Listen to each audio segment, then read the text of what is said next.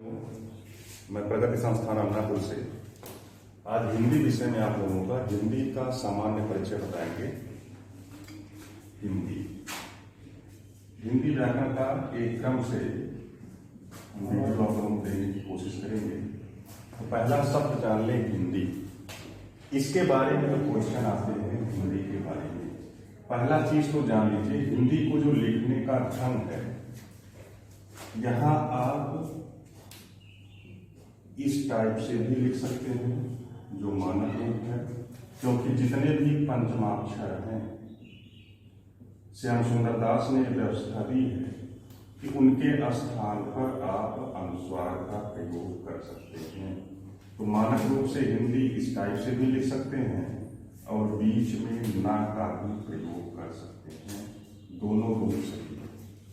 अब हिंदी के संबंध में जो अगला प्रश्न आता है वो ये है कि हिंदी किस भाषा का शब्द है। ये भी क्वेश्चन पूछा जाता है। तो ये जान लें कि हिंदी जो है वो फारसी भाषा का शब्द माना गया है। हिंदी फारसी भाषा का शब्द है। अगली चीज जो इसके बारे में जानना है कि हिंदी शब्द भाषा के अर्थ में हिंदी शब्द का पहला प्रयोग किसने किया। तो भाषा के अर्थ में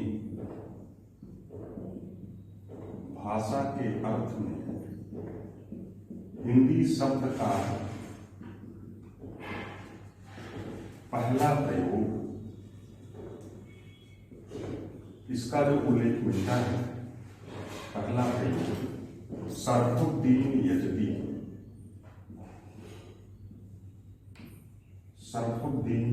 ने अपने ग्रंथ जफरनामा में किया।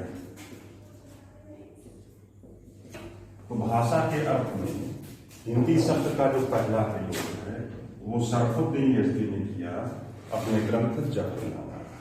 एक पॉइंट और पूछता है हिंदी के बारे में कि हिंदी के लिए हिंदवी शब्द का सबसे पहला प्रयोग, हिंदवी शब्द का जो प्रथम प्रयोग मिलता है, हिंदवी शब्द का प्रथम प्रयोग किया अमीर खुसरो। तो तीन चीजें आपको पता हो गई कि हिंदी फारसी भाषा का शब्द है। दूसरा चीज भाषा के अर्थ में हिंदी शब्द का पहला प्रयोग सरफुद्दीन यज़दी ने किया। तीसरी चीज हिंदी के लिए हिंदवी शब्द का जो पहला प्रयोग है वो किया था अमीर खुसरो। अब अगला चीज जानिए हिंदी शब्द की उत्पत्ति कैसे कैसे हुई, उसके बारे में आपको बता दें। पहली चीज तो वो जान लें कि हिंदी शब्द की व्युत्पत्ति हुई है। उत्पत्ति और व्युत्पत्ति में थोड़ा सा अंतर है। उत्पत्ति को मान सकते हैं मूल रूप से, या जिसकी शुरुआत होती है वो उत्पत्ति माना जाता है। किसी भी चीज से किसी का जन्म होता है तो व्युत्पत्ति माना जाता है। तो हिंदी की व्युत्पत्ति के बारे में आपको हम बताते हैं कि हिंदी शब्द की व्युत्पत्ति कैसे कैसे हुई।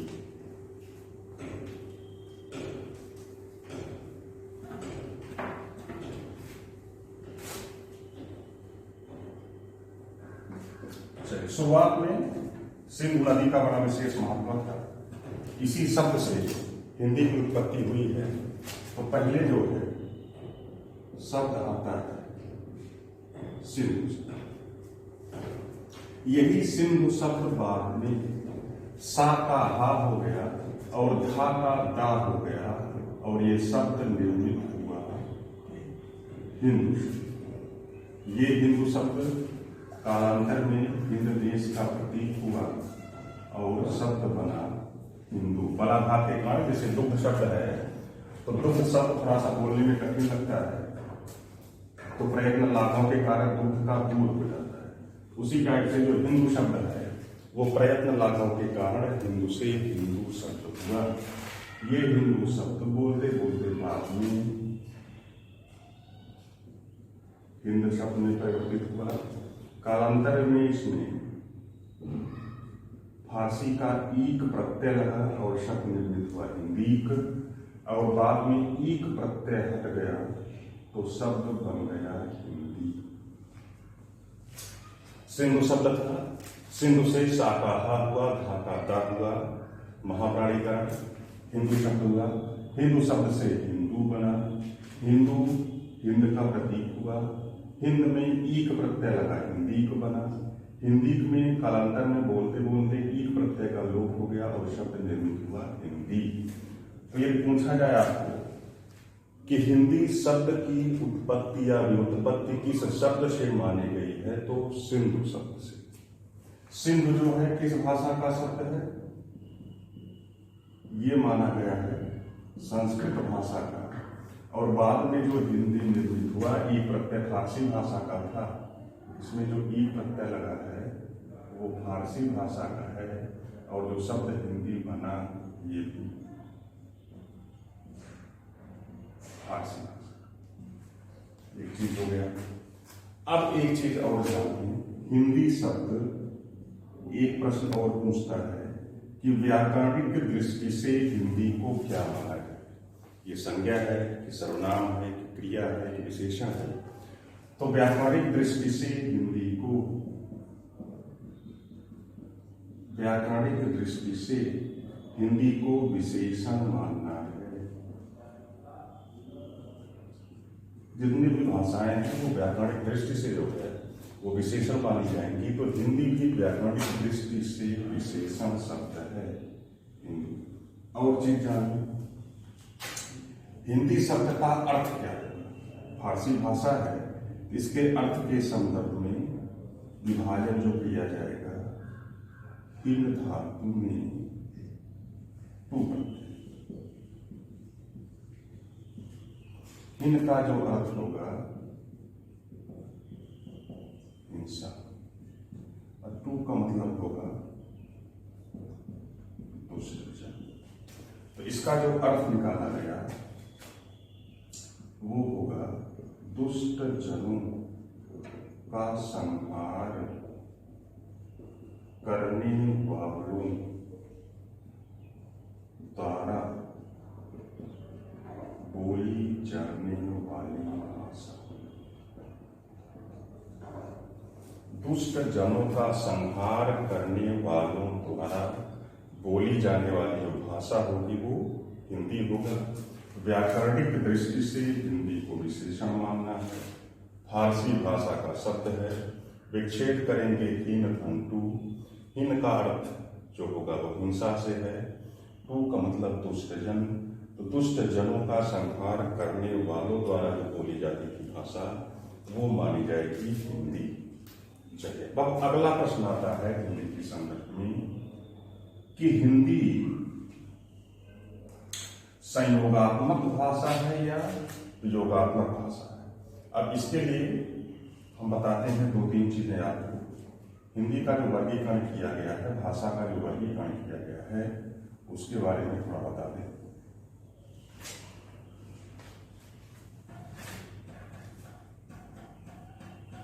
ये भाषा का जो वर्गीकरण है, भाषा का वर्गीकरण दो आधारों पर होता है, मुख्य रूप से दो आधारों पर। एक तो भौगोलिक आधार, और दूसरा जो वर्गीकरण किया गया है वो है आकृति मूलक वर्गीकरण। मतलब उस भाषा की आकृति कैसी है, उसके वर्णों का, उसके अक्षरों की बनावट या उसका मेल कैसा है।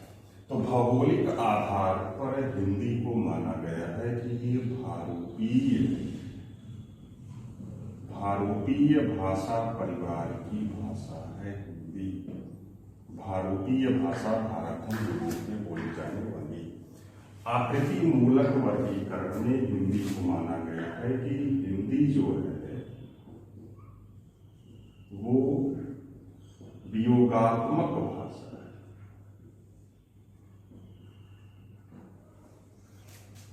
तो होता है आकृति मूलक में दो वर्गीकरण किया गया है। एक किया गया है संयोगात्मक भाषा और एक होता है वियोगात्मक भाषा।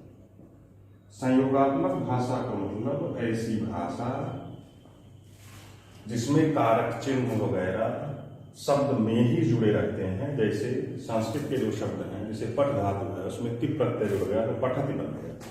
पठ धातु है, तिप प्रत्यय जुड़ गया, पठति बन गया। राम शब्द है, रामक हो गया। तो जो संस्कृत भाषा है वो मानी जाती है कि वो संयोगात्मक है, उसमें कारक चिन्ह जुड़े रहते हैं। लेकिन हिंदी जो भाषा है वो वियोगात्मक मानी गई है, क्योंकि इसमें कारक चिन्ह अलग से हैं। जैसे कहा जाए राम ने या राम के द्वारा, ये हिंदी की प्रकृति है। और संस्कृत में कह दिया जाएगा रामेण, रामेण कहा गया तो क्या हो गया, राम के द्वारा। इसका मतलब इसमें विभक्ति चिन्ह उसी में जुड़े हैं संस्कृत वाले में, और हिंदी में जुड़े नहीं रहते, इसलिए हिंदी को वियोगात्मक भाषा माना गया है। और संस्कृत जो आपकी है वो संयोगात्मक भाषा है। एक चीज हो गया, आकृति मूलक के आधार पर हिंदी वियोगात्मक भाषा हो गई। और एक चीज जान ले, एक दो वर्ग बनाए गए हैं। एक वर्ग होता है शतम वर्ग और एक वर्ग होता है क्यंतुम वर्ग। तो हिंदी को जो रखना है वो शतम वर्ग में आती है। तो हिंदी वियोगात्मक भाषा है। इसके साथ साथ किस वर्ग की भाषा पूछेगा तो हिंदी सप्तम वर्ग की भाषा है। तो हिंदी का जो वर्गीकरण किया गया वो भौगोलिक आधार पर भारोपी भाषा परिवार की है। आकृति मूलक वर्गीकरण में वो वियोगात्मक है। वियोगात्मक के साथ साथ सप्तम वर्ग की भाषा है हिंदी। चलिए, अब इसके अतिरिक्त जो है हिंदी के बारे में जो मूल जानकारी थी वो बदली। अब हम भाषा के बारे में थोड़ा सा आपको बताते हैं। इससे भी क्वेश्चन बहुत आता है कि भाषा के संदर्भ में कौन कौन से मुख्य प्रश्न हैं, उसको हम बता रहे हैं। पहला तो जानिए भाषा। भाषा भाषा धातु है, टा प्रत्यय जोड़ा गया तो शब्द निर्मित हुआ भाषा। बोलना, कहना या अपने विचारों को व्यक्त करना, इसका शाब्दिक अर्थ होगा भाषा धातु। भाषा के जो मुख्यतः भेद माने गए हैं, लिखित भाषा, मौखिक भाषा और सांकेतिक भाषा। तीन टाइप की भाषाएं मूल रूप से मानी गई है। लिखित भाषा, मौखिक भाषा और सांकेतिक भाषा। सांकेतिक भाषा लिखित भी हो सकती है और मौखिक भी हो सकती है। इसीलिए मूल रूप से केवल दो ही भाषा मानी जाए तो ज्यादा अच्छा है। लिखित भाषा, मौखिक भाषा, सांकेतिक भाषा। सबसे जो बेस्ट होती है वो सांकेतिक भाषा है, सबसे कठिन मानी गई है। उसके बाद कठिनता के रूप से लिखित भाषा होगी, सबसे आसान जो है मौखिक भाषा होगी। जो साक्षात्कार वगैरह है, जो वार्ता है, जो इंटरव्यू है, वो सभी मौखिक भाषा में है। किताबें हैं, पुस्तकें हैं, समाचार पत्र है, वो सभी लिखित भाषा के उदाहरण होंगे। जो सिग्नल वगैरह हैं या जो अंपायर के इशारे हैं या जो ट्रैफिक सिग्नल है, वो सभी सांकेतिक भाषा के उदाहरण होंगे। अब हम भाषा के बारे में जो मुख्य क्वेश्चन एग्जामों में आते हैं उसको थोड़ा सा बता देते हैं। पहला चीज तो जानिए, तीन चीजें हिंदी में जानिए। एक होता है अक्षर, एक है ध्वनि और एक है उपमा। तीनों में मूलभूत अंतर समझ लें तब प्रश्न आसान हो जाए।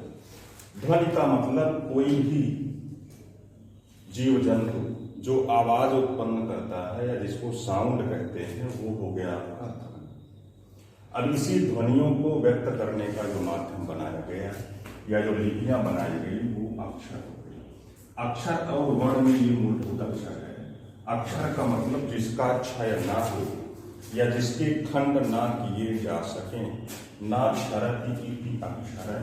जैसे मान लीजिए जो का आ, ये अक्षर हो गया, ये अक्षर हो गया। खा कहा जाए, खा में भी आ जुड़ा है, आ अक्षर हो गया, खा अक्षर हो गया। अब इसके खंड नहीं किए जा सकते, इसका छोटा खंड नहीं होगा। इसके अतिरिक्त जो वर्ण है, वर्ण का मतलब जिसमें स्वर जुड़ा है, ये वर्ण है, इसके खंड किए जा सकते। खा ये वर्ण है, इसके खंड किए जा सकते। जिसके खंड ना किए जा सके वो अक्षर होगा, जिसके खंड किए जा सके वो वर्ण होगा। ये तो हो गया मूलभूत अक्षर ध्वनि में, अक्षर में और वर्ण में क्या है। अब इसी आधार पर भाषा के बारे में कुछ मूलभूत जानकारी आपको हम देते हैं। पहली चीज जान लें, पहला जो क्वेश्चन पूछता है कि भाषा की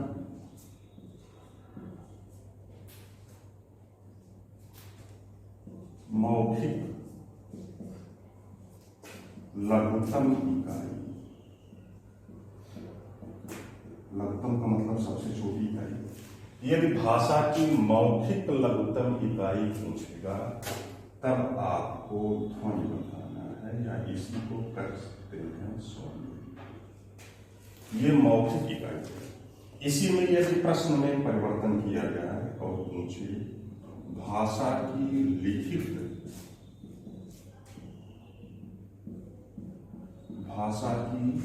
लिखित लघुत्तम इकाई क्या होगी, तब आपको वर्ण या अक्षर बताना है।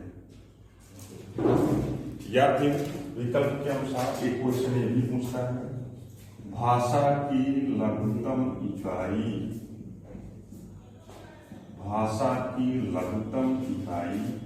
तब आपको बताना है वर्ण, या वर्ण विकल्प में ना रहे तब आप ध्वनि या अक्षर बताएं।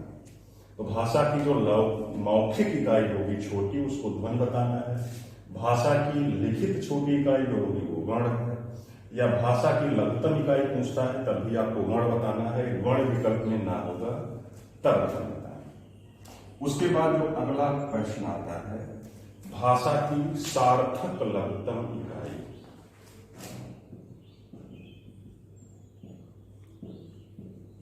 भाषा की सार्थक लघुत्तम इकाई। सार्थक का मतलब जो पूर्ण अर्थ प्रदान करे। तो भाषा की यदि सार्थक लघुत्तम इकाई पूछेगा तब आप शब्द बताएंगे। और इसी टाइप में क्वेश्चन और आता है, भाषा की